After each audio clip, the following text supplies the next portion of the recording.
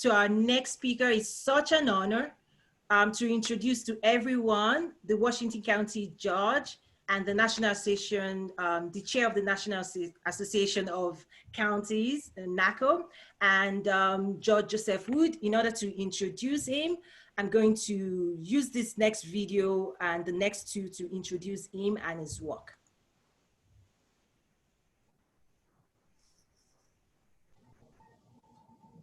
Welcome to Washington County. As County Judge, I am the Chief Executive Officer of the county and preside over the Quorum Court. I oversee all the county facilities, including the Planning, Road, Emergency Management, and Veteran Services departments. The exemplary leadership in our departments provide the citizens of this county with top-notch public services to keep our community running smoothly. We're connecting more veterans to their earned benefits as well as engaging them in the community. Our planning department works hard to enhance your property value while helping to expand our neighborhoods. The emergency management department works for our safety. Families travel safely on county roads and bridges thanks to our road department for clearing limbs, ice, and snow after storms. Our #1 priority is protecting the citizens of our county. I am also responsible for various county administrative departments such as accounting, finance, human resources, and information technology. I'm very proud of the county staff and their departments who are part of the wealth of friendly and caring people that make our county truly noteworthy. Washington County is a place of choice. This is a destination place. This is where people want to grow their families, plant farms, build businesses, and start nonprofits. We have a small town feel with all the benefits of services of a large city. As your county judge, my goal is to help nurture a better county for all of our citizens, a county prepared for and conducive to positive growth. Welcome. Feel free to use our website and explore Washington County. Welcome to Washington County. As county judge, I am the chief executive. So we're also going to now share some information about the state of Arkansas. Washington County is part of it's one of the key counties in the state of Arkansas. So I'm also happy to share because it's going to tie into the conversation we're going to have as well. So I'm going to be sharing that right now.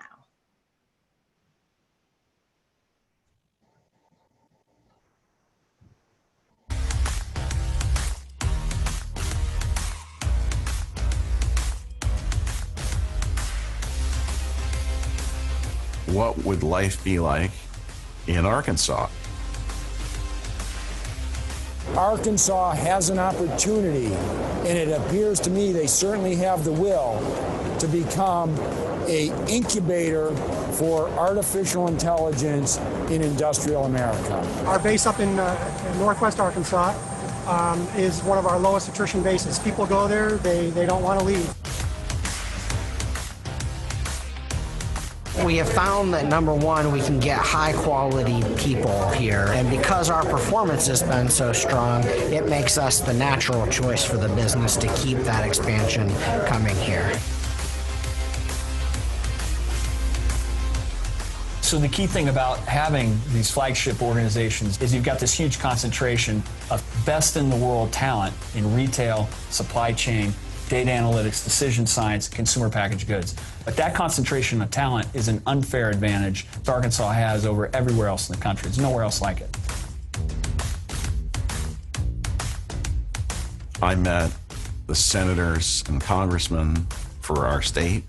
You can talk to anyone, and they will try to help you. We know people on a first-name basis, honestly. And it's that kind of personal approach that makes it so easy to live and work in Arkansas. A very important institution for us has been the Arkansas Economic Development Commission, helping us fit inside the ecosystem in the state. One of the things that's really attractive to Arkansas is the quality of life and the cost of living. There's a magic that happens if the culture is right and the people can work together the right way. That magic is here.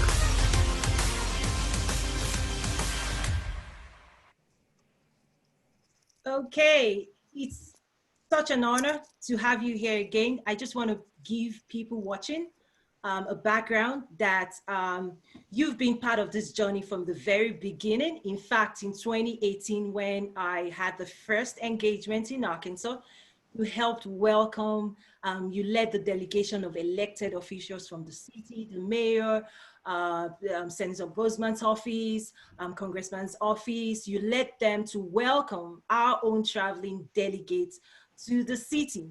And for me, it's true testament of the mindset in Arkansas. I called Arkansas home. I'm still very much connected. And the reason it's so important that I wanted to bring this conversation to part of Trade with Africa Business Summit, because for me to be able to pull this off, I had to have a city that had a global mindset, that was open to the world, that was open to listening to trade conversation. So Bentonville, Northwest Arkansas, it's not new to global trade. It houses the world's largest company, the world's largest retailer. It's home to Walmart. So you're right there at what I like to call the epicenter of trade. And I also remember in 2018, as I was working with journalists on the continent, in inviting delegates from Africa to visit Arkansas, there was a journalist that pretty much just asked me, Toyin, why are you asking us to come to a city we've never heard of before? Exactly. But I had to make a case and say, trade with Africa would always land in a city. If you do not have a welcoming city to a global mindset, you cannot make trade happen. So it's such an honor to have you on here. I want to say a big thank you for saying yes again. You know, and that's the testament of the spirit. And even Scott Ford that we featured yesterday is a native of Arkansas and is connecting Africa to the global supply chain. I tell you, there's something you're drinking. Let me see. Well, okay. The hotel has West Rock coffee. Fantastic. Yes. So West Rock Coffee is right there. So welcome, sir. Let me just start with asking you, you've been a part of this conversation yet again. You experienced the first one in Arkansas. You're experiencing the first virtual edition. What's running through your mind right now? Well, you didn't have to have me come and present or speak or anything. I would have just been happy just to hear. This morning, hearing Mr. Dillon, obviously just hearing back from sister here, I'm just taken back by the living example. And I guess if you listen to each and every one of them, again, it's the mind shift, it's the disruption or interruption, if you will, which is what Arkansas has been pretty much doing. Again, it's called a flyover state, but it shouldn't be when you have Tyson and Walmart and I mean some of the largest Fortune 50 companies right there. But so much happens there, and it's quick and easy to look over that. And if we're talking about mindset and changing mindsets, I think what you saw this morning has done that. Most people will rather see the sermon than hear the sermon, as I spend a lot of time in church. And I hear what you're saying on Sunday, but I want to see how you're living on Monday. And what we've experienced this morning, hearing from Abu Yije and Dylan, and these guys have actually walked the walk. And for Africa, if you want to say for the continent to have that mindset change, I think we just got to keep doing what we're doing. You have to keep doing what you're doing, which is live the example, walk the talk. We weren't always there. Dr. T, I know you said you grew up with your dad who was probably there, so you've had maybe a longer runway at this, but it takes people to get to where they are on their own time. We can't make somebody know what we know. They have to be open. They have to be experiencing. I use the word spices. You talk about Africa and the word, and there's spice. You're not going to find better spices in the world beyond the continent of Africa. Well, it's about keeping it simple. It's about keeping it personal. It's about being in the integrity of what we're doing. It's about connecting, and the E is going to be, again, continue to empathize and share and see where we're coming from, and then it's continue to share your story. If we do that, mind shifts change. When you bring those young ladies from I forget where she said she brought them from the Shea, who was doing the Shea nuts. She brought them over on visas to the U.S. Brahma, Sister Wright, you brought them over. How powerful for them, because now their mind shift has changed. Even though they were doing work and that stuff was importing over to the U.S., for them to actually come and touch and see, their lives are forever changed. They go back and guess what they're going to be doing? They're going to be doing spices. They're going to be telling it. They're going to be sharing it. They're going to be empathizing and helping others. So the mindset changes as time happens, as we keep telling the story. Real brief, Dr. Toyin, I had spent time as a Deputy Secretary of State in Arkansas, and so our goal as a Secretary of State, any business in the state of Arkansas has to come through the Secretary of State's office. I was responsible for that, but I also, and so any international businesses, any business wanting to come into the state of Arkansas, they had to come through the Secretary of State's office. But I also had opportunities to go to other parts of the world to encourage businesses overseas to come and do business in Arkansas. And I had done a couple of trips to Arkansas, and coming back from one of the trips, I got a call from Dr. Umasiri. You may know this young fella. And he was surprised. He said, hey, I've been reading about this guy, but is that the same guy who was found in the streets of Chicago and wrote some children's? Yes, I'm the same guy. And so we connected. Come to find out that he is from Nigeria. He does all his book sales goes back to a dollar goes back to orphans and libraries, and I want to be a part of that because of one of my heart for the continent of Africa. I did big work with Nigerian. We have a large Nigerian population, as you know, in the state of Arkansas. I did a big Nigerian Day in the state. I did a proclamation, cut ribbons. We had folks from Nigeria, the U.S. trade offices, the embassy. We had all these people in Arkansas, and I was the one leading all that. And then I get to Ghana, and the Ghanaians were like, no, you're not Nigerian. Your roots are not in Nigerian. They're from Ghana. And so there was some tug of war there, but I just love what is happening and want to continue to be a part of that. And so when you did your first summit with the World Trade Center, it became my honor just to continue to follow and support, because I want that to happen in Arkansas. Arkansas is an agricultural state, largely.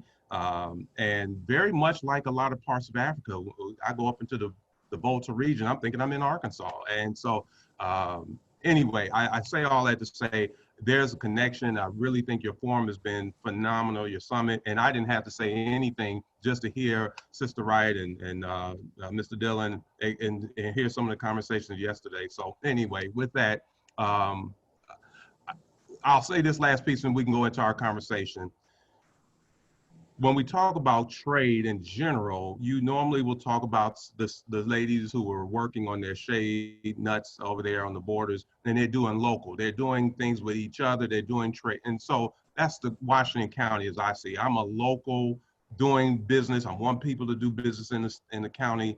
So I got about 25 cities, et cetera. And we do business with one another, but I want to continue to have that. I want it to be this destination place.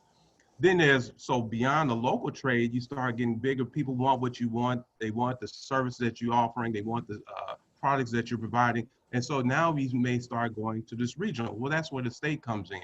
What are the incentives that they have? What's the tax? Are you going to be able to have some manufacturing? What's your supply chain? And then we have our World Trade Center in Arkansas. You only got, I don't know, maybe 100 in the country, in the world, and we have one in the state of Arkansas, right down the street from me. And so Arkansas is really a champion of saying, if you are interested in bringing business into the state of Arkansas, or if you're an Arkansas business and want to do business around the world, we have that. We have built the structure, the infrastructure. We work with the USA Trade Office. Dr. Toyin talked about me being now chair of the National Association of Counties, their community work in economic, workforce economic development, which is really all saying, what are we doing with the 3,100 counties around the United States? How are we driving economic development?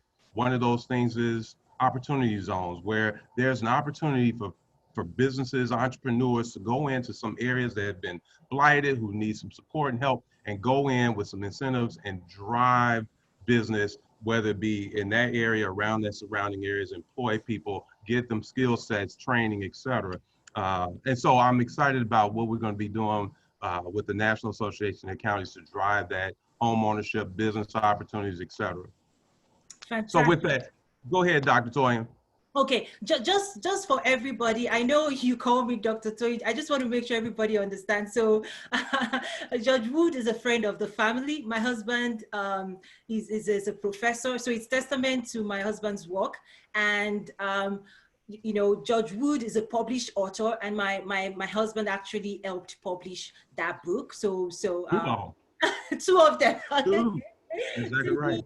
So that's where that Dr. Toyin, I get to, you know, it's funny. So a lot of people call me Dr. Toyin. I'm like, I didn't do PhD, but I'm enjoying this, man.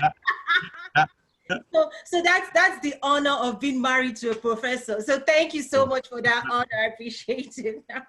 Absolutely. Okay, thank you. So one of the beautiful things that I think with your background and the work you're doing, can you share with everybody listening the power of how entrepreneurship and business can actually transform a city, a state, the nation, and the world? Because when we had our event in 2018, we actually took our traveling delegates to visit the Walmart Museum, which walked them through that said, Walmart started here 50 years ago. Can you imagine what Arkansas was? So right. I think with your experience, there's no other person I can say that can tell us that story of the power of business, of entrepreneurship in transforming the world. What a great example. So yes, over 50 plus years ago, Walmart started, but Walmart was not this global business that it was. When we talk about changing mindsets, it really is about dreaming big and then acting right where you are. We had I think when we were at Walmart together, we talked about thinking globally while we act locally. And I think Sam Walton, when he was creating Walmart, he had visions and dreams about what this Walmart thing could, but he could only do what he could do right then and there when he started his little company. And part of that, starting that little company, that little entrepreneurial fire drive that a Sister Wright has, and Dylan talked about, disrupting how retail is done. What are you talking about? Building out in the counties and the countryside. Most people were thinking, why would you go way out there? The people are all in the city. He figured out to run business in a city is going to cost more. If I can get land and build it out in the country and the county side, people will come out there. And guess what? They did. But it did transform little bitty town of Northwest Arkansas, and now it's a global phenomenon, global name. You can say that about J.B. Hunt. They were just transporting chickens, little trucking company, but it was so much growth in the chicken world, i.e. Tyson, same little thing, same process. And so you have this corridor right in the Northwest Arkansas corner where we live, where these were entrepreneurs banging and believing and hoping and dreaming big, but trying to scrap and figure out, can I make this work? They believed that they could. They connected with others, just like what we're doing over the past couple of days. And they had a little local trades going between each other. It got a little bigger. The states and the cities got involved with it, created some incentives, et cetera. And now they become global phenoms. And so to say that the Shaleens will never one day be in all the shelves in Walmart and all around the globe, I can see that. Because again, it look where it is now. It started on the shores of some parts of Africa and some of those countries there, and now it's made its way all the way over here to the U.S. And Sister Wright's got visions for it to be much more. Dr. Toyin's got some ideas to make sure it's going to be more than that. But anyway, I think it speaks volumes to entrepreneurism when you talk about 80% of women in Africa drive the informal economies. But if you start talking about the men who do some of the same thing, fishing on the shores, how do you convert that entrepreneurism? They already got the entrepreneur spirit. How do they go ahead and look at some of those, like you said, some of those government entities and bring the thoughts and ideas, not looking for the government to run it, but for them to drive the policies and the directions. Private-public partnerships, Mr. Dillon talked about that earlier, will transform what happens next. It's not the government driving it. It's the Walmarts of the world who helps drive a lot because they got logistics. They know this. the largest logistics systems in the world next to the United States military is Walmart's supply chain logistics system. They know how to move stuff. And so why would you not learn and see how they have done that if you're another entity business trying to figure it out? Fantastic. You know, one of the things I also try to do when I engage with, you know, businesses and leaders here in the US is saying, you know, you have technology and innovation that Africa is trying to solve for. You need to become more open to seeing how your technology or your agriculture solution can actually be a part of activating economic development. Not charity. Again, this is not charity. This is about commerce. This is about export of talent. This is about export of innovation. When you think about Arkansas being the largest exporter of rice in America, it tells me that Arkansas knows something about growing rice. You know, Africa has 60% of the remaining arable land in the world, right? So what could Arkansas and African government be doing to solve, you know, sustainable agriculture in Africa as a win-win conversation? So those are the types of conversations I'm having. I'm also looking at the supply chain complexity. When it comes to supply chain, Northwest Arkansas, your county has solved for that. How do we connect with it? In fact, he may not know this, but let me connect the dots. He actually did some incubation activities in Little Rock. The reason I got to know was I was talking to Scott Ford about INI, and he said, I remember there was a young man from Africa. I was one of the maybe, you know, investors that were part of coaching these young people when it comes to building businesses. I don't know if INI remembers, but INI has visited Arkansas before in the tech ecosystem that is growing in Arkansas. So that's another 360 story right there of one of the leading entrepreneurs, leading innovators in Africa actually took some lessons from Little Rock, Arkansas. So for me, how do we connect that dot to make sure that the local cities, the local experts see Africa as a destination for their solutions? Wow, that's so. Here's where we see the competition coming in, because obviously the globe is competitive. The few times that I've been over to Africa, I see China dominating and construction, and they're everywhere. Well, over the past few years, the U.S. is starting to pick up on that. Still not where we need to be, I think, in the U.S. And I think the continent of Africa has been saying we want the U.S. to be a part of this, and not just China. We want everybody to be a part of it. But we have figured out that there's players in Africa who are on cutting edge, like the Dr. Toyans and Kofi and Kwame are a couple of guys who are down in Accra, Ghana, who's got the technology and some of the broadband pieces. They've been working with their government, who's now come and spend time in the U.S. trying to understand more of it so they can bring it back in this particular place, Ghana. And I think that's what we need more of. We had earlier, what's his name? OBJ, who talked a lot about that. How do we find those investors in both Africa and US who are looking to do partnerships, private-public partnerships, just private partnerships, leveraging what we do here in Arkansas, and you starting even sooner with some of the generations. Arkansas, 4 years ago, the governor, at that time, new governor, Asa Hutchinson, made coding and programming mandatory in all schools.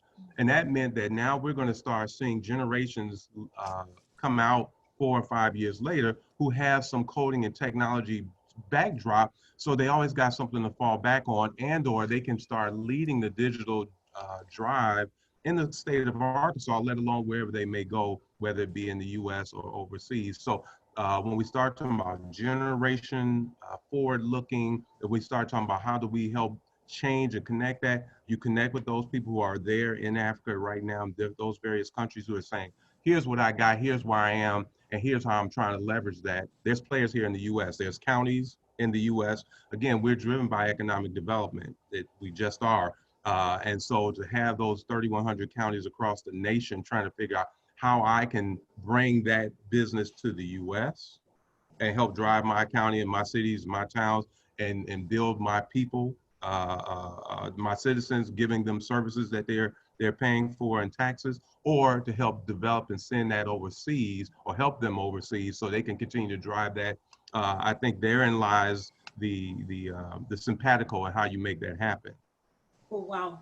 Fantastic. The other thing that I also try to do is when we work with people on the continent, in terms of what we've seen is that they typically would go to, Washington, D.C. So the political elites, they're quite familiar with Washington and what's going on in that space. But one of the opportunities that we have is educating the business community on the continent and the business community and the political community in Africa about the rest of America, meaning Washington is the political headquarters, great. But if you want to learn about agriculture, come to Arkansas. If you want to learn about automotive industry, go to Michigan. If you want to learn about technology innovation, go to California. Like that level of understanding of market, of the American market, is something that we're now that's one attempt in terms of what I'm trying to do. And in fact, we have the economic advisor to the president of Ghana on the call right now listening. So those are some of the things we're trying to do to say, expand, expand, connect with individuals like you. So that's a connection that has to happen. It has to land in cities, not just in Washington, D.C. constantly. We know the power of Washington, and the next speaker is going to show us and talk to us about what's going on the political side and protecting American investments on the continent. But I think we also have to do a better job on the African side to see America beyond just Washington, D.C., because they may not know what your cities offer. And because one of the things that we do when we have this engagement in person, remember, they have to invest and fly over to come. What they always have me do is sell the city to them. Why should we come to Arkansas? Why should we come to Chicago? What's in it for us? If you're asking us to come and connect, because they are looking for business deals. They're not just traveling, if they want to do tourism, they can do that. But I think America also has to sell the rest of America, not just DC. So that's something we see as well. Yes, please. We talked about this, you and I, a couple of days ago, and you're right. Outside of the U.S., the world sees it as DC. And so 4 years ago, when I was first elected, one of the first things I did was do a promo video that you just showed, which is talking about Washington County. And the state of Arkansas really had to do some of that same thing. Hey, we want to talk about Arkansas, why you need to come to Arkansas and do business. We have a World Trade Center. We have all these Fortune 50, Fortune 100 companies all right here in this little area that you can come and learn and do business with. Not DC, we're talking about our particular state, our particular county and towns within those areas. And that has, I think, continued to make a difference why when people start traveling, hey, do I need to go to DC only to turn around and go back to the middle of the country to go to Arkansas? Let me just go straight to Arkansas and talk to the people who are there, because we can do some things maybe that DC can't do. And yes, we have a U.S. trade office there. We have contacts there. Sister Wright is on the advisory group there, and we need to leverage all of that. But when you can bring it closest to home, i.e. the town, the Chamber of Commerce, like you mentioned in Bentonville. Bentonville's phenomenal. That's where Walmart actually sits. You got the University of Arkansas. We talk about research and research and development, which is coming next. How do we leverage all of what was going on in your education system in Africa, in the continent over there? So it's a number of those different pieces, but I think how do you promote and market? One, what are all the buckets that Africa is saying we want to touch, whether it be technology, agriculture, and all, and then say, okay, over here in the U.S., here are those, we talked about this a couple of days ago, we can come up with the template or the model. People want their goods and services in Walmart. Well, everybody can't just run to Walmart, talk to those buyers and all. We have to kind of help you streamline and focus, and what kind of product, what's your supply chain, what's your distribution is like, what's the services. And so when we start talking about how do we promote the various cities, whether it be in Michigan, is very agriculture. I went to school undergrad in Iowa. You're not gonna find a bigger ag again than Iowa, but you're also not gonna find some of the research like Iowa. So each state offers so much, but how do we get that out there? How do we promote that? So when you're in Africa, in one of those particular countries saying, I am really focused on X, Y, and Z, who's my go-to? Who's the experts? What's the subject matter experts? This is where I want to go and draw some of that. You're exactly right. Absolutely. And one thing I try to say is that Africa's leaders, they are racing.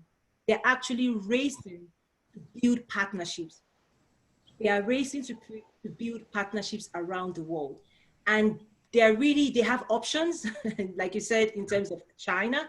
I think the old way of engaging with the continent, that's gone, because Africa, especially under the Continental Free Trade Agreement, the continent now has pulled together. They are now the world's largest economic bloc, and they now have interest from Russia to Germany to Turkey.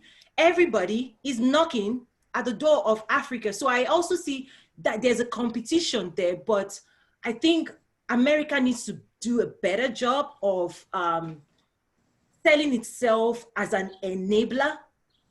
I mean, America, one of the amazing things that America already has on the continent is Africans love America and American brands and products. So you don't really have to sell the brand America. I mean, what you have to position is solutions.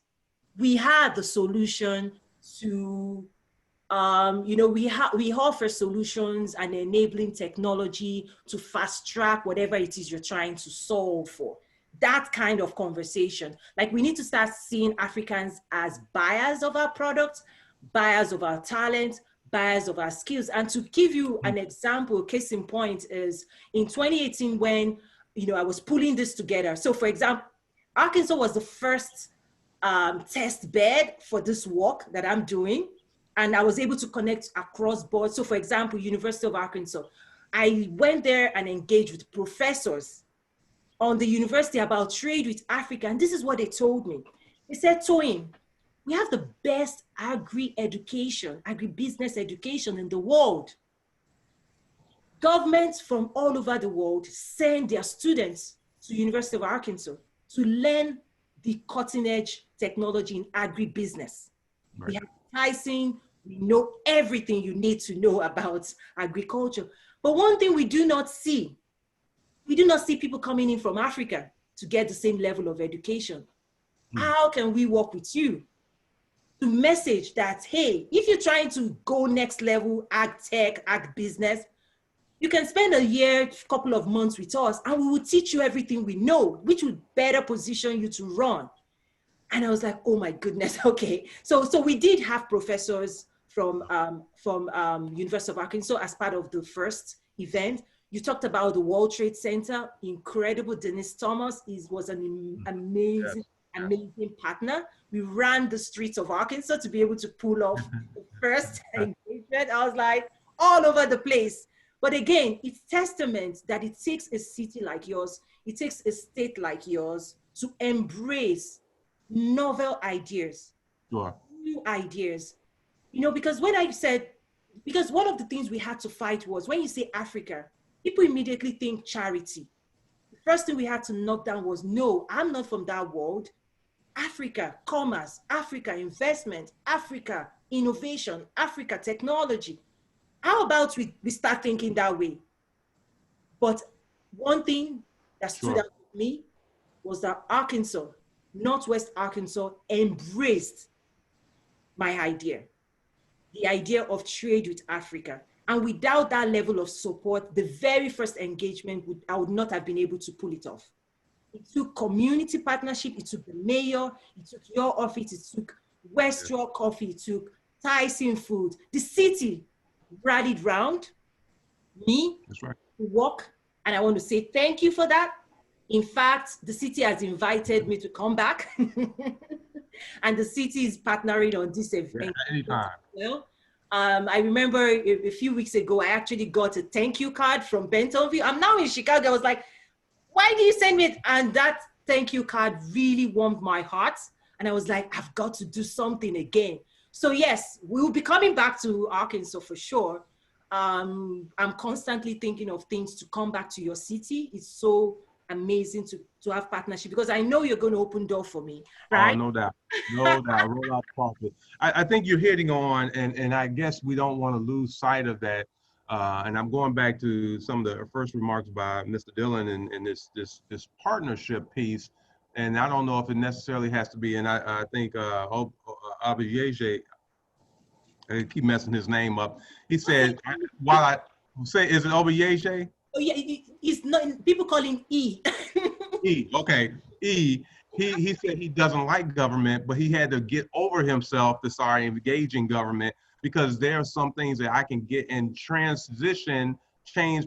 Because we got to remember, who is government? Government is us. They come from our towns and our cities, and we promote and elect and send them there. So if we want to change some of that, we got to engage that to help get their mindset changed.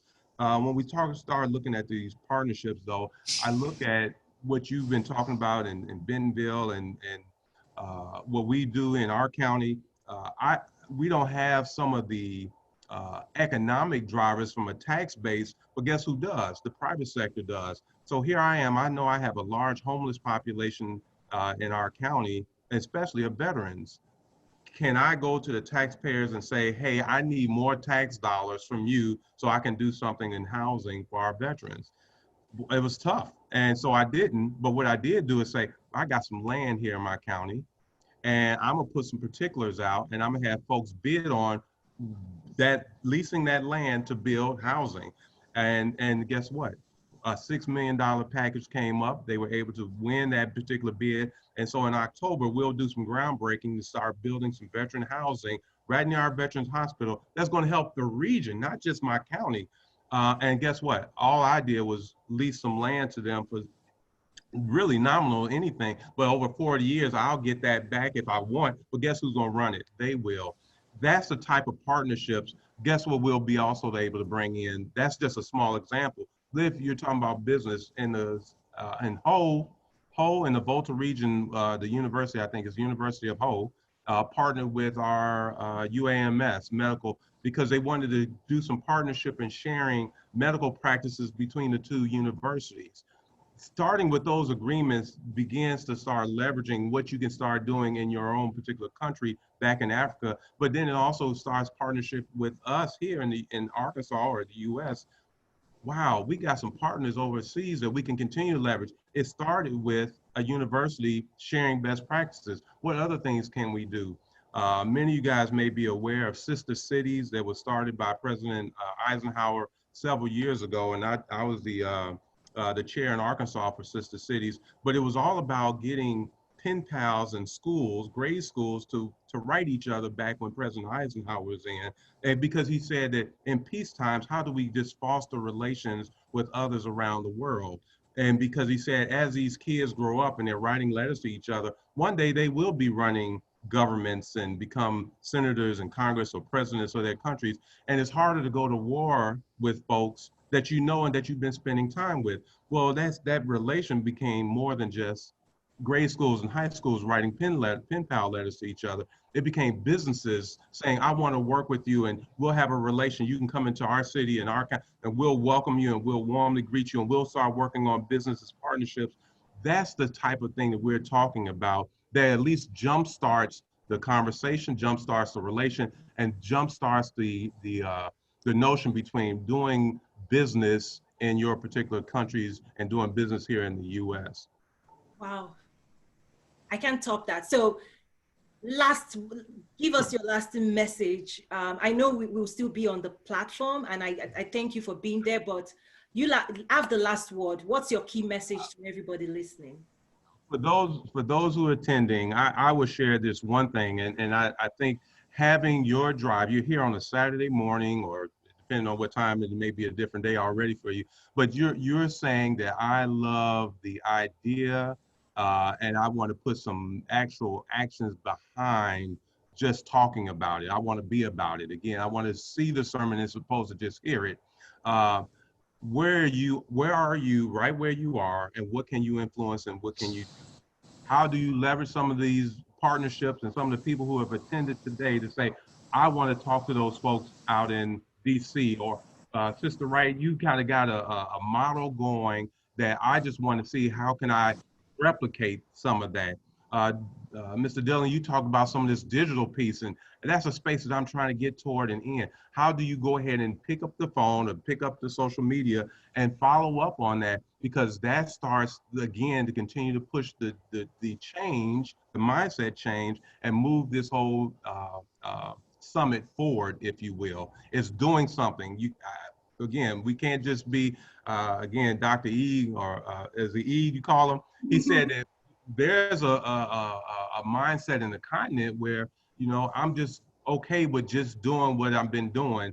And I say, and I think our challenge is to cause them to dream bigger, just like he does, just like you do, just like Sister Wright. There's Africans in those various countries who dream big. Sam Walton, he dreamed big, but it didn't happen just like that. It takes time, it takes partnership. And so that would be my last word of encouragement, to actually do something with what you've heard over the past couple of days. Pick up the phone. I don't know if you have some of my contact information and the Arkansas World Trade. And it's not just Arkansas. If you're in Michigan or California, what have you, dig in. Who are those counties who are saying, I want to do business. I want to see the thriving economic development. I want to do some partnerships in Africa. And whoever they are, tap in and drive it. You drive it. In the absence of leadership, you lead. Thank you so much. It's an honor. Thank you for your friendship. And we'll get talking more about this offline. Thank you, sir. Such an honor. Thank you. So we're going to quickly, I'm